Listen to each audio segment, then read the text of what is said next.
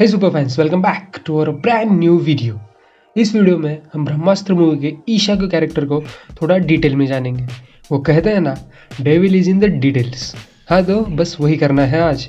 इसका मतलब वीडियो में ब्रह्मास्त्र मूवी को लेकर भर भर के स्पॉयलर्स होंगे, सो बी रेडी।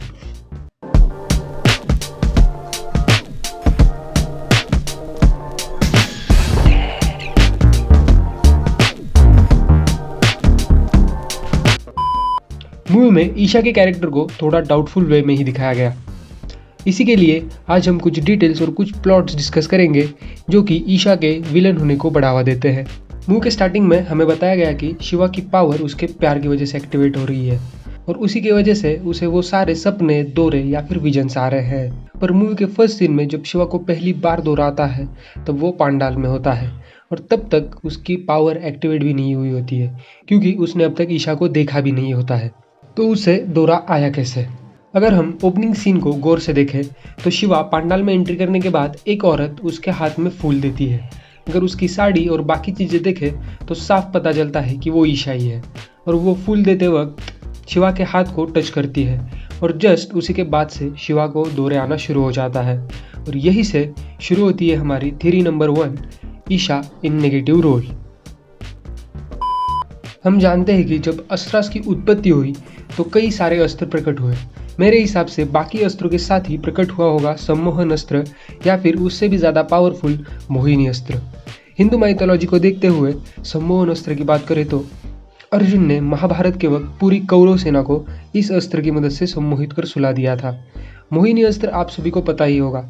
समुद्र मंथन के समय जब देव और राक्षस अमृत के लिए लड़ रहे थे तब भगवान विष्णु ने मोहिनी अवतार लिया और सारे राक्षसों को मोहित कर दिया। उसी वक्त भगवान विष्णु के पास मोहिनी अस्त्र होता है जो किसी को भी मोहित या फिर अपनी तरफ आकर्षित करने की ताकत रखता है।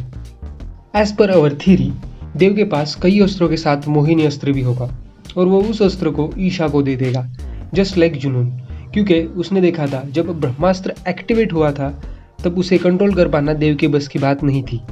इसी के लिए उसने अपने बेटे शिवा को बनाया जो खुद ही अग्नि अस्त्र था और जिसके पास अपनी खुद की कॉन्शियसनेस भी थी, जो अग्नि अस्त्र होते हुए भी अपने अंदर दूसरे अस्त्रों को भी समा सकता है।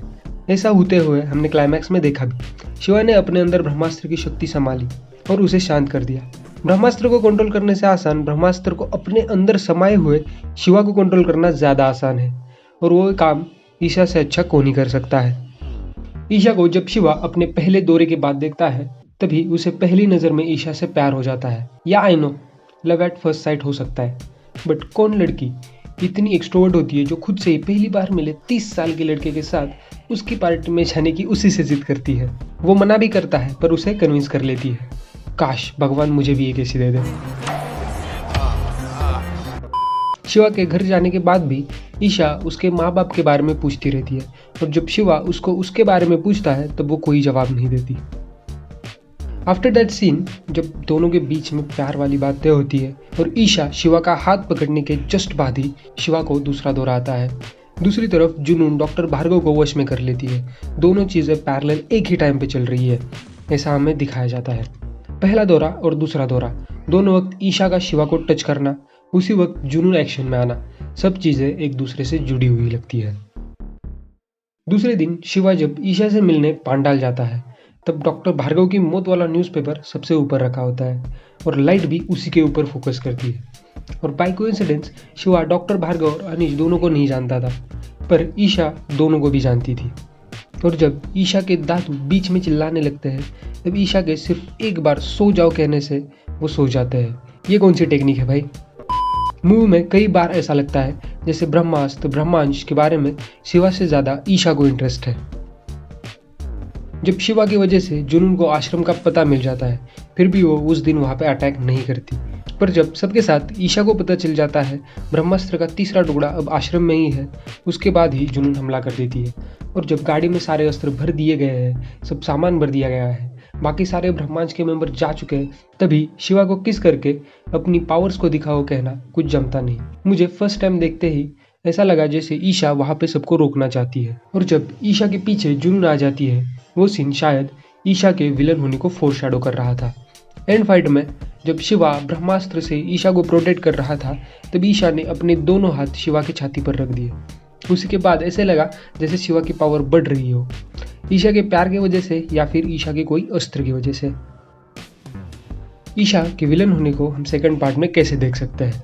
शायद हमें सेकंड मूवी में देव के पास्ट और प्रेजेंट के बारे में बताया जाए, बट लास्ट के 35 मिनट्स में ब्रह्मांश और देव आमने सामने हो और उस वक्त प्लॉट ट्विस्ट आ जाए। ईशा देव की साइड चली जाए और सबको पता चल जाए कि उसके पास मोहिनी अस्त्र है, जिसकी मदद से उसने शिवा को सम्मोहित किया और उसको एक्टिवेट कर अग्नि अस्त्र से ब्रह्मास्त्र में बदल दिया और अब मोहिनी अस्त्र की मदद से वो देव के कंट्रोल में है। ये सब सुनते ही हमें वो सारे सीन दिखाए जाए जहाँ पे ईशा हमें डाउटफुल लग रही थी। एंड में सब शिवा को बचाने की कोशिश कर रहे होंगे, पर देव उसे अपने कंट्रोल में कर ब्रह्मास्त्र की शक्ति का इस्तेमाल कर ब्रह्मदेव बन जाता है।